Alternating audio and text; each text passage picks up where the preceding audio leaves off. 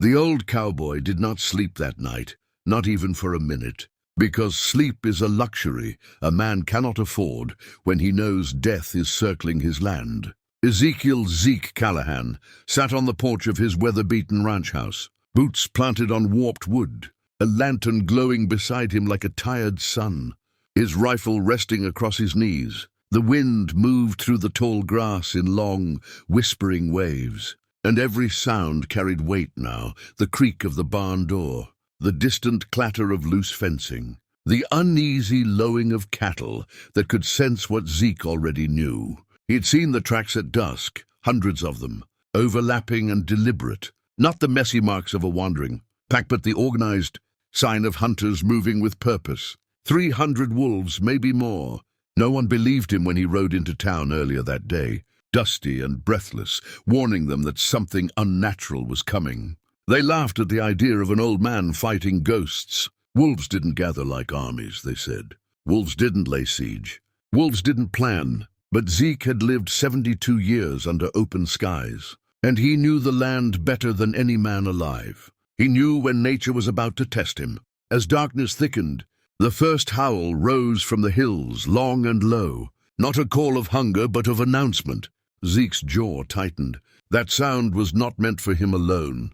It was meant for the pack. A signal carried miles through the cold air. Another howl answered, then another, until the night itself seemed to vibrate with them. The lantern flickered as if afraid. Zeke reached down and touched the scar on his left thigh, a souvenir from a gunfight 40 years ago, when he'd been faster than the man across from him, but not faster than the bullet.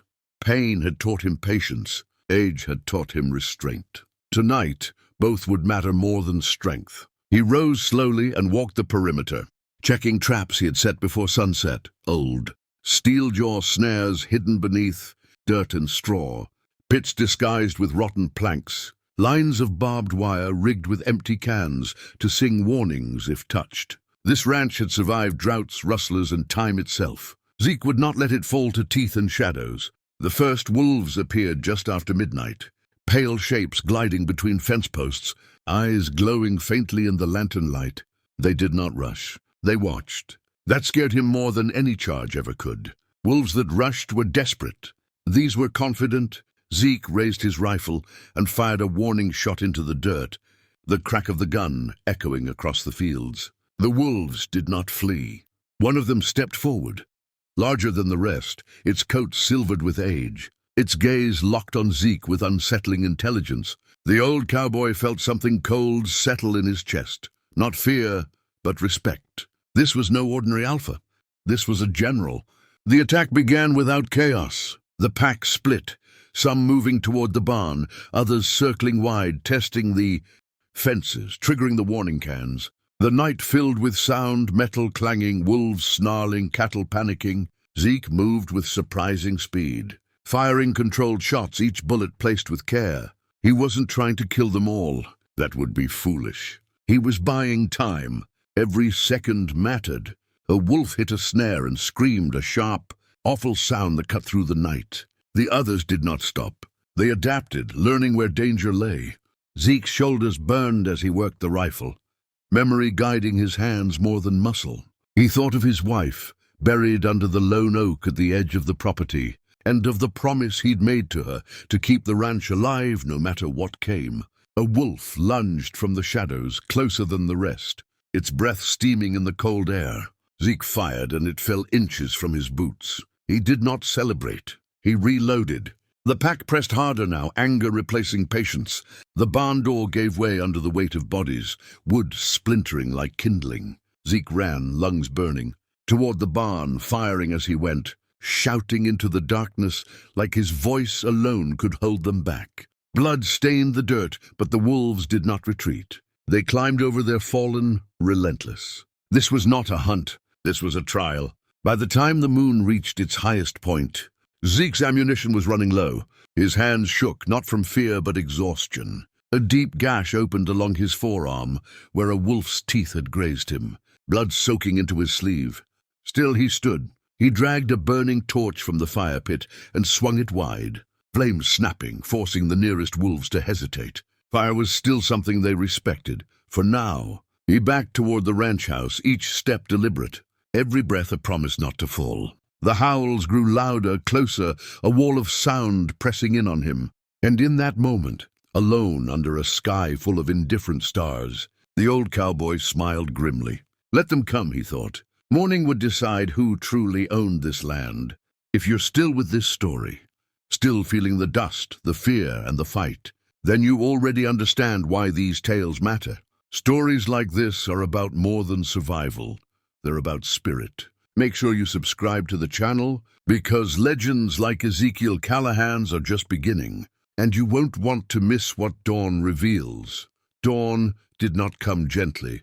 It arrived like a verdict. A thin gray line cut across the horizon as the last stars faded, revealing what the darkness had hidden all night.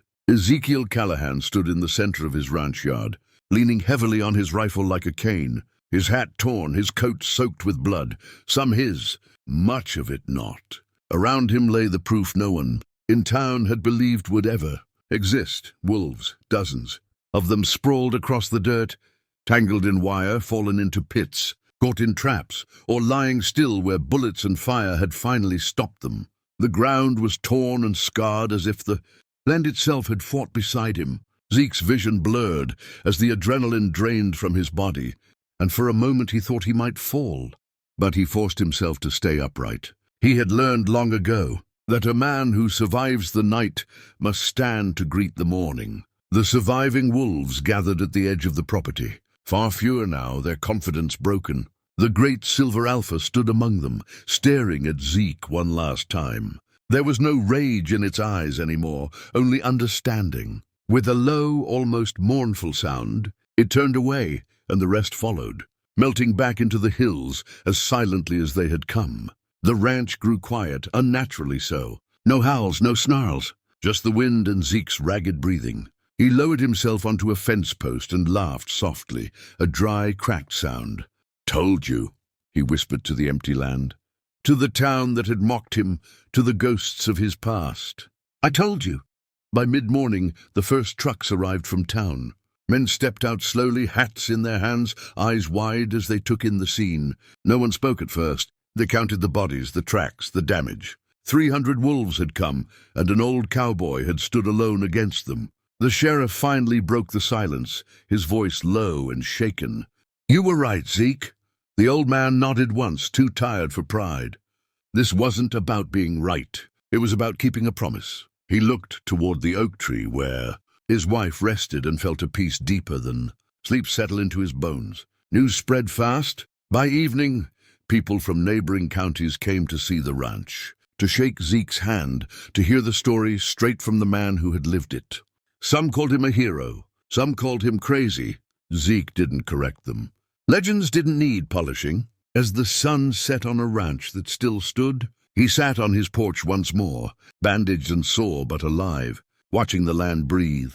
Nature had tested him and he had answered, not with strength alone, but with experience, grit, and an unbreakable will. And if this story moved you, if you believe that courage doesn't fade with age and that real battles are sometimes fought in silence, then stay with us. Subscribe to the channel for more powerful, unforgettable stories where legends are born.